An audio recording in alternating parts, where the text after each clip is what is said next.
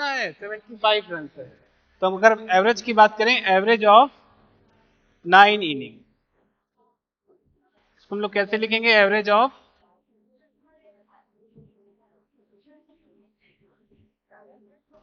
या इसको आप ऐसे लिख सकते हैं x equals to x. Average कितना है? 75 रन है। ठीक है, कितने इनिंग्स का है? 9 इनिंग्स का है। तो अगर हम लोग इसको ऐसे लिखें 75 इक्वल्स टू, यहाँ पे क्या होगा? सम ऑफ रन्स ऑफ 9 इनिंग। ठीक है, यहाँ पे क्या होगा? सम ऑफ रन्स ऑफ 5 इनिंग। ठीक है, 5 नहीं, यहाँ कितना 9 है, तो यहाँ 9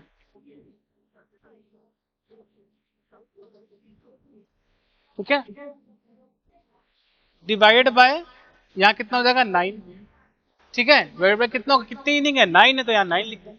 अब उसके बाद हमें क्या निकालना है? Sum of runs of 9 inning. तो हम लोग क्या करेंगे? ये देखिए, कैपेसिटी तो 1 है। अब हम लोग क्या करा दे? क्रॉस मल्टीप्लाई करा दे।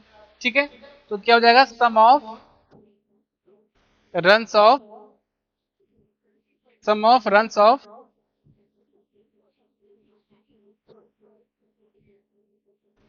9 इनिंग। ठीक है, इक्वल्स टू क्या हो जाएगा? 75 मल्टीप्लाई बाय 9। 75 मल्टीप्लाई बाय, ये देखिए कितना हो जाएगा? हो जाएगा 9 5 जा 45। ठीक है, 9 5 जा 45, आपका 4 बच जाएगा। 9 7 जा 63। ठीक है, और 63 जब आप 4 ऐड कर देंगे तो हो जाएगा ये 67। ठीक है, तो जो 9 इनिंग्स है उसमें बोमन ने कुल मिला के कितने रन बनाए? वो गए आपके 675। उसके बाद कहता है जो 10वीं इनिंग है, 10th इनिंग है, इसमें तो इसने कितने रन बनाए?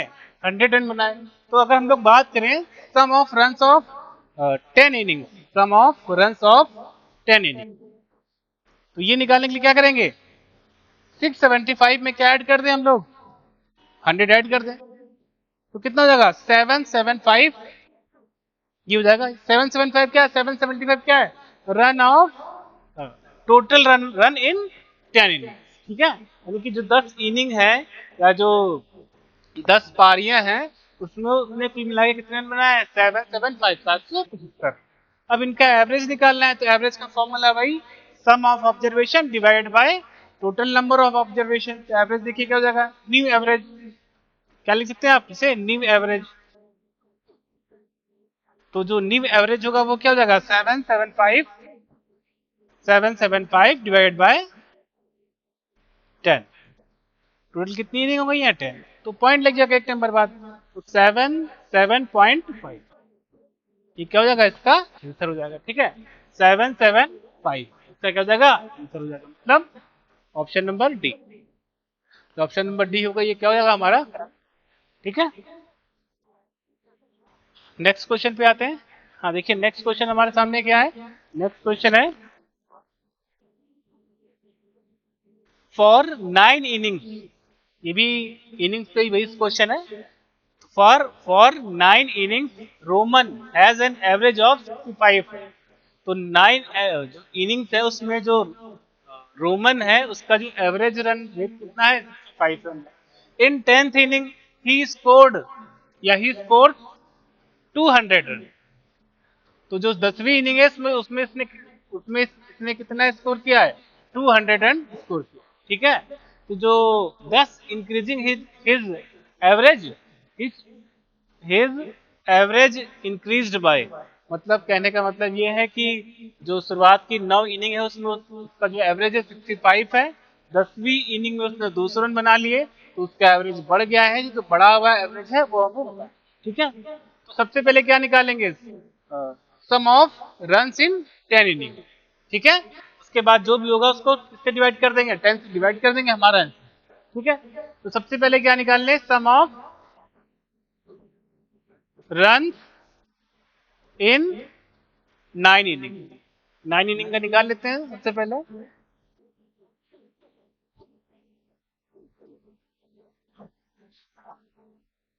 इसको करने के लिए हम लोग क्या करेंगे? 65 मल्टीप्लाई बाय 9 कर देंगे।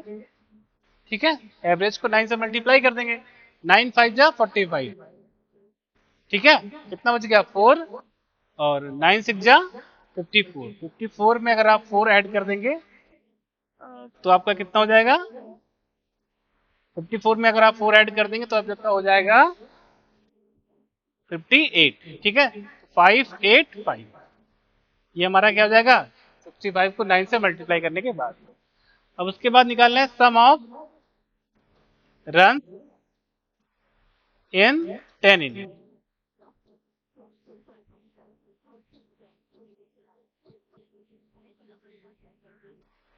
फाइव एट फाइव प्लस कितना 200 है तो 200 ऐड कर दीजिए, क्योंकि 10वीं इनिंग है उसमें इसने कितने रन बनाए हैं? 200 रन बनाए, तो 200 रन क्या करते हैं? ऐड कर जगह 785, क्या जगह 785।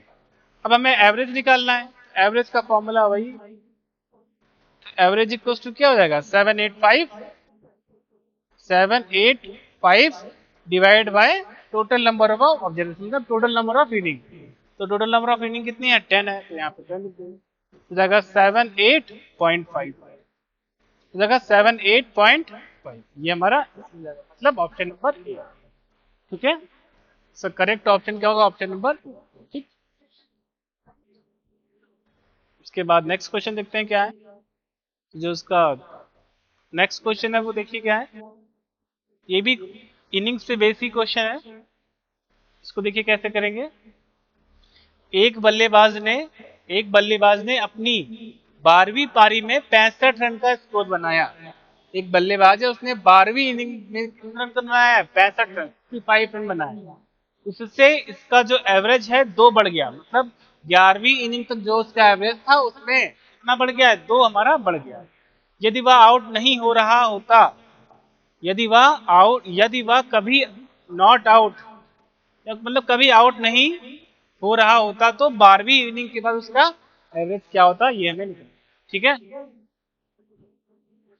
तब देखते हैं कैसे करेंगे। सबसे पहले क्या निकाल लेते हैं हम लोग। देखिए अगर मान लीजिए उसने 11वीं इनिंग तक उसका एवरेज हम लोग मान लेते हैं कितना है? एक्स, ठीक है।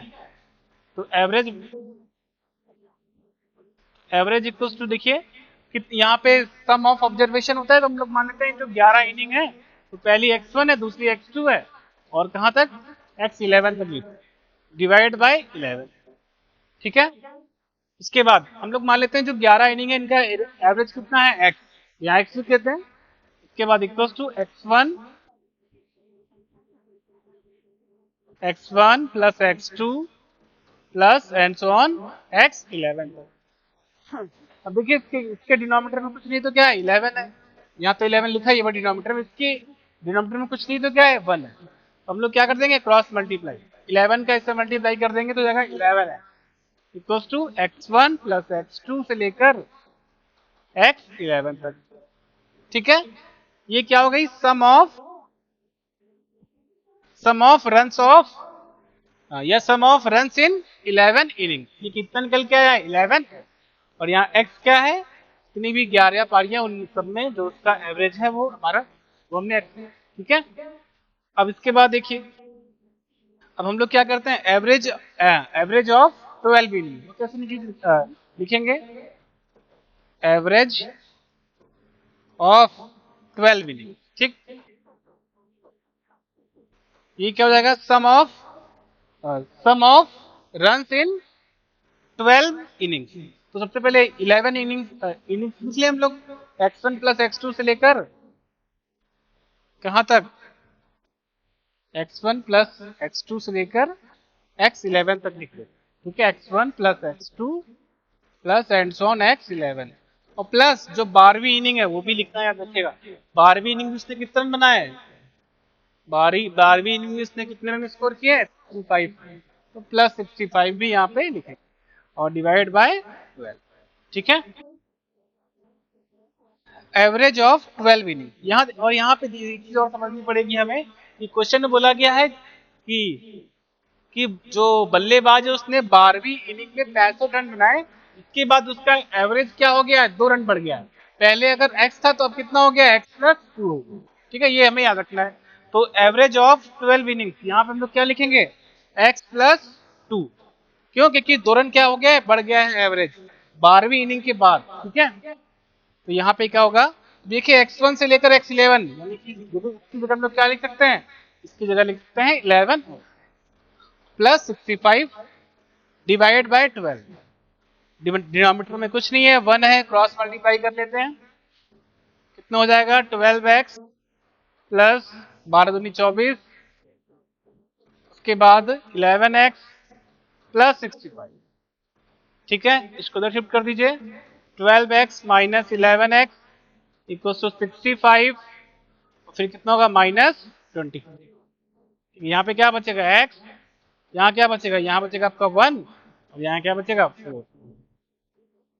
तो कितना हो जाएगा हमारा x की वैल्यू 40। ठीक है, x की वैल्यू कितनी हो जाएगी 41। हमें देखिए निकालना क्या था, 12वीं पारी के बाद उसका औसत क्या होगा। कौन सी पारी के बाद, 12वीं पारी के बाद। x जो है हमारा 11वीं पारी तक औसत है, 12वीं पारी तक जो एवरेज है वो क्या होगा 11 मतलब कि 41, यानी कि x प्लस 2 का मतलब 41 प्लस 2, 41 प्लस 2 मतलब 43। ठीक है, फिर से एक बार समझ लीजिए, जो x है वो हमारा 11वीं पारी तक एवरेज है। ठीक है, 12वीं पारी के बाद जो एवरेज है वो क्या हो गया प्लस 2। x प्लस 2 का मतलब 41 प्लस 2 यानी कि 43। तो इसका आंसर कितना हो जाएगा 42। ठीक है, तो ये हमारा इसका आंसर हो जाएगा। ठीक, नेक्स्ट क्वेश्चन क्या देखते हैं। तो नेक्स्ट क्वेश्चन देखिए हमारा है 8 व्यक्तियों का औसत वजन 2.5 किलोग्राम बढ़ जाता है। 8 व्यक्तियों का औसत वजन 2.5 किलोग्राम बढ़ जाता है जब उनमें से 65 किलोग्राम वजन वाले एक व्यक्ति के स्थान पे एक नया व्यक्ति आया था। ठीक है, तो जो नए व्यक्ति का वजन कितना हो सकता है, ये हमारा क्वेश्चन। ठीक है, ये क्वेश्चन आप लोग ट्राई करिएगा, नेक्स्ट वाली क्लास में हम लोग जब आएंगे तब इसको। ठीक है।